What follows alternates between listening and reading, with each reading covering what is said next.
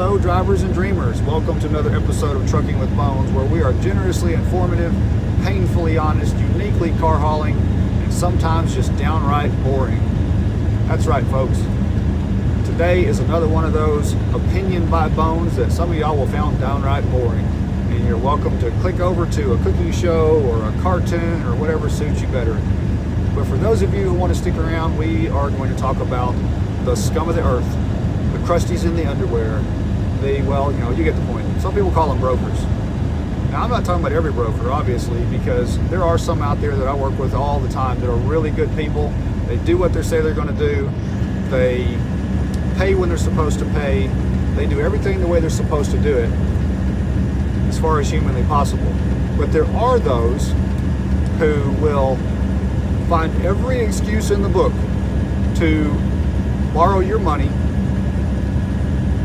as in pay you late, without interest, of course. So, as I am cruising through these beautiful Oregon mountains, westbound on I-84, climbing up the east slope of whatever mountain this is that drops off on the cabbage on the other side, let's talk about slow paying brokers and how to handle them. So you've got about 5 options that you can do. Your first option, once you've determined that they are in fact late and have not paid their bill as required, is you give them a negative rating on Central,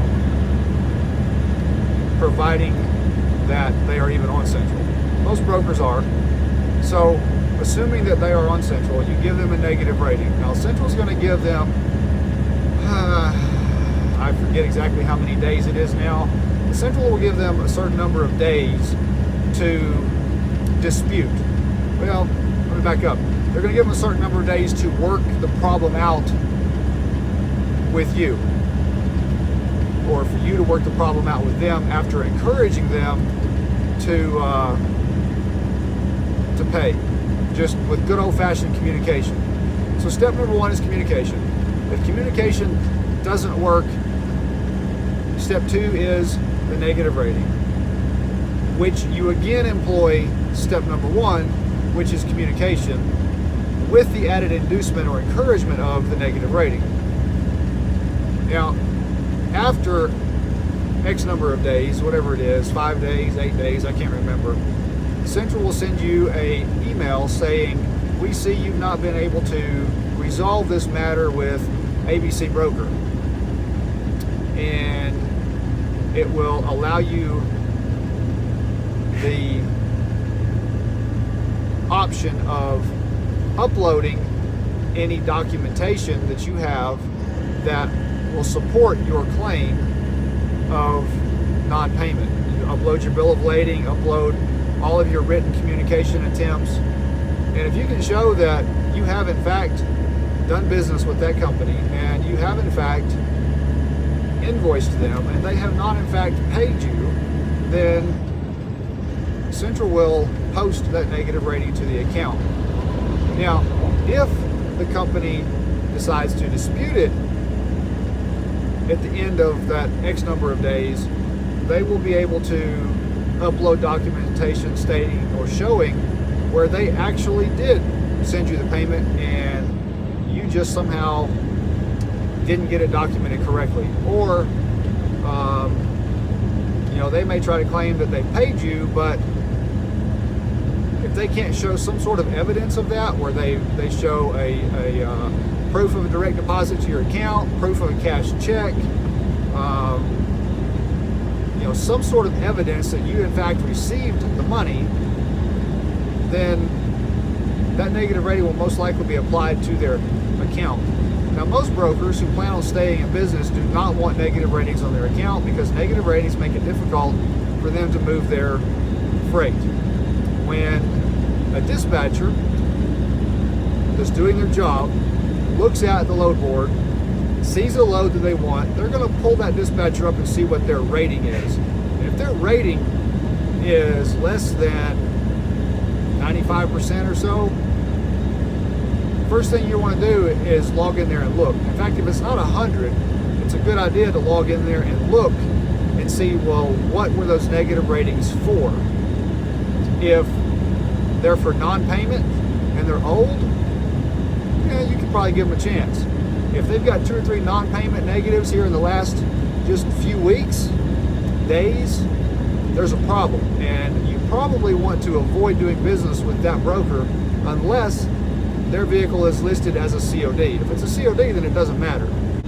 For the brokers who do plan on staying in business for any length of time, they're going to do everything in their power to make sure that negative rating doesn't stick. A lot of times it's just an honest fell through the cracks. You know, it's buried on their desk under some other stack of paperwork, and they honestly intended to pay you and it just didn't happen. Guys, you really need to be careful about overusing the rating system unless it's for positive ratings. And once you have received that negative, once you've received payment for that, you have the option of leaving the negative rating on there as a late payment. You can change it to a neutral, or you can just remove it and leave it alone. Or if they were super nice, extremely apologetic, look, we're really sorry, we thought it had been paid, it's sitting on our desk, we're going to get it right out to you on whatever method that you guys agreed to on payment. And sometimes you can barter with them a little bit and say, hey, look, you know, you guys are 10 days late on this, I got bills due right now, I need you to make that a comp check or a direct deposit into my account. Zelle it to me, Cash App it, whatever. There's all PayPal, there's all sorts of ways of getting a payment. And a lot of them will go ahead and do that because they know they messed up. Well, if it comes across like they're legit and they just made a mistake, then extend the courtesy to them of removing the negative and even the neutral, because this is just business. The moment you make it personal and you start just getting angry, because we all know there's people out there with major anger issues, you touch their money and they hit the roof. As long as they've done everything they can to fix that problem for you and get your money to you, there's nothing wrong with giving them a positive rating, especially if they'll give you one back, because you can always remove it later if you wanted to, but at least remove the negative. Now, if they have really gone round and round and you know that they've lied to you, not just assumed it, not just instantly assume that just because it didn't go the way you wanted to that somebody's lying to you, because that's not always the case, so don't assume it. But if you know that this broker's lied to you, they've had a bad attitude, they've avoided your calls, didn't promise to check on it, call you back, didn't call you back. If they were just really downright unprofessional, and unprofessional doesn't mean accidentally late. If they were unprofessional in their conduct, then maybe a negative rating is what they need to get their attention and improve their performance. And I apologize for this camera bouncing around a little bit. I've got both hands on the steering wheel, at least one at all times, so I cannot hold a camera while I'm driving, but I can focus on the road and watch what I'm doing and talk to the camera, same as if I was talking to somebody on my headset. So, all right, so step one, good old-fashioned communication. Step two, give them a negative, and during the mediation phase of that, continue with step one. Step two is you're uploading your documentation and you're proceeding through the final phases of the negative rating. Okay, so let's say you make it all the way through the negative rating and you still haven't received a payment, and it's posted through their account and they just don't seem like they care.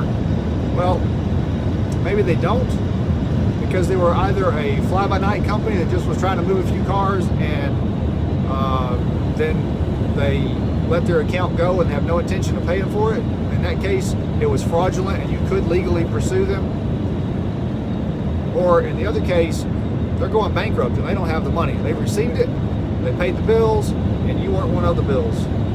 So now, let's hope that they're a legitimate broker and not a body shop or some other type of business like a car lot that can also legally have a central dispatch account, but only uses it to move their own vehicles. They don't post stuff for other people.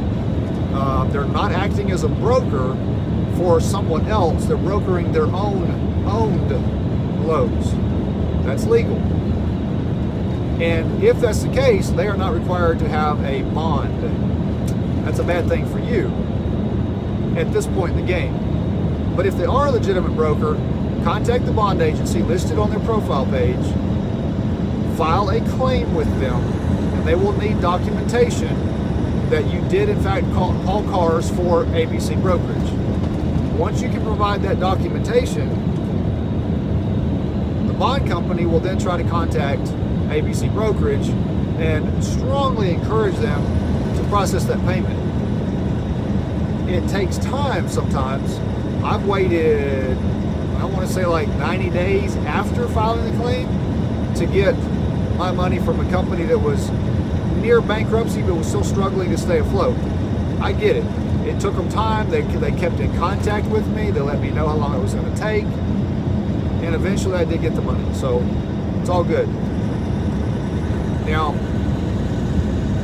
if you filed a negative rating, it didn't work. If you have looked on Central and there is no bond, or there was a bond and for whatever reason the bond company is no longer answering your phone. I've seen that happen before. You do have the option of taking them to small claims court as long as it's under, I believe it's $5,000. Somebody correct me if I'm wrong. No attorneys required. You just stand before the judge, say, Mr. Judge or Miss Judge, Your Honor, sir, ma'am, whatever it is you're going to say. I did business with this company. They promised to pay me. I did the work as agreed. They didn't pay me. Here's a copy of my bill of lading. Here's all a copy of the communication that I've given them. Here's copies of where I filed for, against their bond, or if they didn't have one, you didn't take that step, but all the different emails, text messages, which hopefully you kept to prove that, number one, you did, in fact, do business legally with that company. Number two, you did everything in your power to communicate with that company to work out the claims with them. And at this point, there just isn't anything else you can do but beg and plead for the court to order payments if necessary, but to assist you in getting your money. If all of those fail, then the final thing you can do is simply write it off and move on in life. Don't let it make you bitter. Don't let it give you ulcers. What I've found is that probably less than 1% of every dollar that we move is uncollectible. And that is actually a very good rate, which means it's very rare that we ever write off any claims. I believe in the 5 years that I ran Little Sequatchie Transport, there were 2 claims that I wrote off. One was a $900 claim that I had for a vehicle delivered to a small dealership that went out of business very quickly after we made the delivery. We checked online and found that they had in fact just gone out of business. They went bankrupt. I wrote it off. I moved on in life, because if $900 puts me out of business, I've got much bigger problems than that dealer going out of business. The other one was, I think, like a $550, like a 2-day quick pay or something. And broker was late. Money didn't come when it was supposed to. I called him. He answered the phone. I said, hey, I'm just checking up on this load. He said, man, I'm sorry. We've been having a real tough time here. I'll get that out to you. Money didn't come. I gave it about a week, I think it was. I called him again. He answered the phone again. And he told me, he said, look, I'm having a hard time keeping the lights turned on. Business has just been so slow. Can I send you $50? Can I send you a payment just to show that I'm serious? I said, yeah, that'd be fine. Send me the payment. Well, we did that about 3 times, and I could tell this guy was honest. He was above board. He was legit. He never failed to answer my phone call. He never failed to answer a text message, even though he knew who it was calling him, and he knew he owed me money. He still had the courage, the business ethics, the morals, the professionalism to answer his phone and just be straight up honest with me. After I got like $150 out of him, I just wrote it off. I just quit calling him. And in fact, I logged on, I gave him a positive rating. You know why I did that? Because the man communicated with me. Communication is everything in this business. He was honest with me and he communicated with me. And he did everything he could, I believed, to settle the debt to the best of his ability. And when the man was struggling that hard, and he was still communicating with me, not ignoring me, I gave him a positive rating and said, hey man, I appreciate the communication. No, he didn't pay me in full, but I mean, you know, he still owed me like $400. I wrote it off and moved on in life. So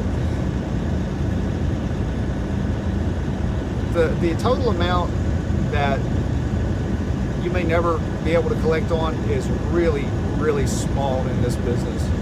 And during that 5 years that I ran Little Sequatchie Transport, we grossed hundreds of thousands of dollars. And 2 write-offs of less than $1,500 between the two of them. So I think that's a really good collection rate. So it's not a difficult process. I'm going to give away a few of our trade secrets here because my company does provide invoicing services when we provide dispatching. It's an add-on that you can get through our Clark Logistics dispatching service at nationwideautodispatch.com. We provide full dispatching, technical support, training, invoicing. We can do your IFTA processing for you. It just depends on how much you want done. But when you process a bill of lading, it's going to happen in several different ways. If it's on an app like, say, United Roads app or Montway's app, it doesn't matter, whoever the app is, if you did the inspection on that app, then when it's all completed, everything can be invoiced through the app. And there's proof it was done. There's no question that it was done. Those guys are big enough, we usually don't have a collection problem with them anyway. If we do, it's usually on our end because we forgot to send it in, or it wasn't correct when we did send it in, it wasn't completed.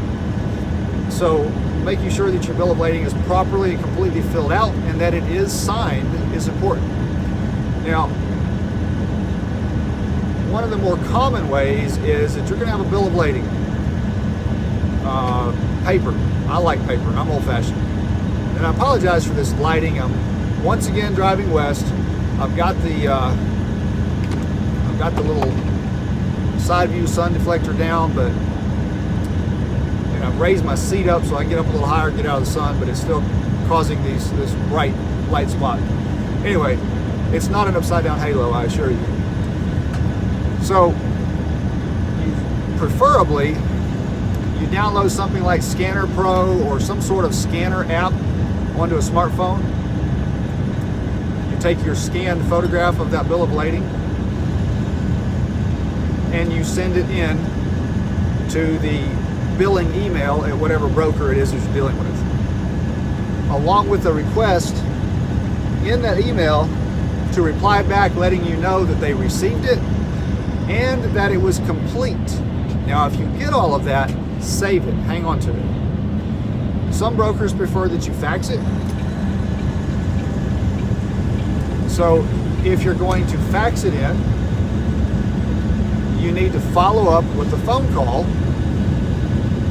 verifying that they did in fact receive the fax, and again that everything on that fax was complete. When you make that phone call, you need to document on a little calendar the time and the date and who you spoke with that confirmed that it was there. Let's say it's a 10-day pay. You give them 10 days, whether it be 10 business days or 10 calendar days, depending on the contract. And then you got to give them a few more days if it's coming by mail, or if it's a direct deposit. You know, there's at least typically a 48-hour from the time it's deposited until it shows up in your account. So, you know, it's going to take more than 10 days. A lot of people don't understand that. They think if it's a 10-day pay, in 10 days that money should be in my account. That's not the way it works. So within 12 to 15 days, depending on the type of pay it was supposed to be, if you still haven't received it, then it's time to place a phone call to them.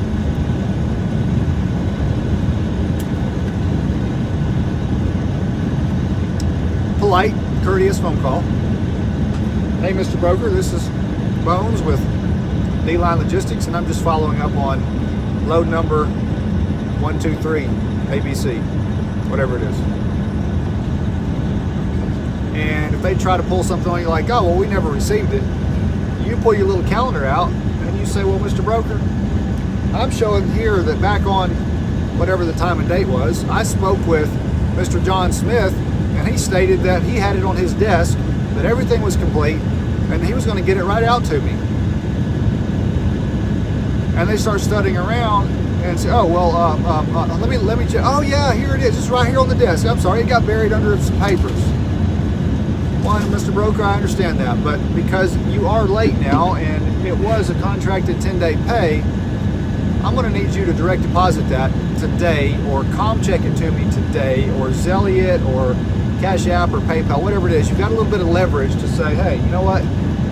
I understand things happen. I'm not going to give you a negative rating, but I need you to send it immediately. Not by mail where it's going to be another 4 or 5 days before you get it. Even just have them overnighted. Whatever it is, they need to put a little effort into getting that to you promptly. And you've got a little bit of leverage because they didn't contractually keep up with their end of the deal. So the process of billing is not difficult as long as you follow the proper steps. Now I'm going to tell you why I went ahead and told you all those secrets, even though it's how my team is so successful at the invoicing. It's because most drivers who drive simply don't have time to do all those phone calls, keep up with all of that, and still drive and focus on the driving and the customers. Because if you're driving, that is the only time that you're making money. If you're the driver, you're the company owner, you're a one-horse outfit, if your truck's not rolling, you're not making money. So if you're sitting there during business hours trying to take care of your billing, your invoicing, all that stuff, all your follow-ups for anybody that may be late, all of your follow-ups just to make sure that all of your bill of ladings were actually received, that takes time. If you calculate the value of those bill of ladings times 2%, that's all we charge for our invoicing services, is 2% of the gross of the bill of ladings that we invoice only. Not the gross of our dispatching, but just the invoices that required invoicing. Because if it's a COD, there's no invoicing required, so we're not going to charge for that.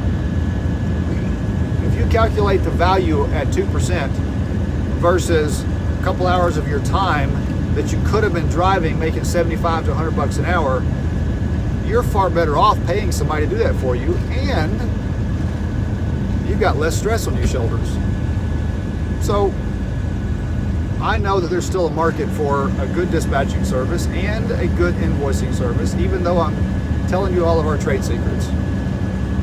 So anyway, those are the basic ways of dealing with a slow-paying broker. And you know, at some point you just got to write it off and let it go. But again, it's an extremely small percentage. So I'm going to cut this one short. And I say short because it's less than 30 minutes. And you guys know me by now that I like to talk, and I can talk all day. But anyway, y'all keep greasy side down, keep between the lines, and for those of you who are just dreaming, keep dreaming.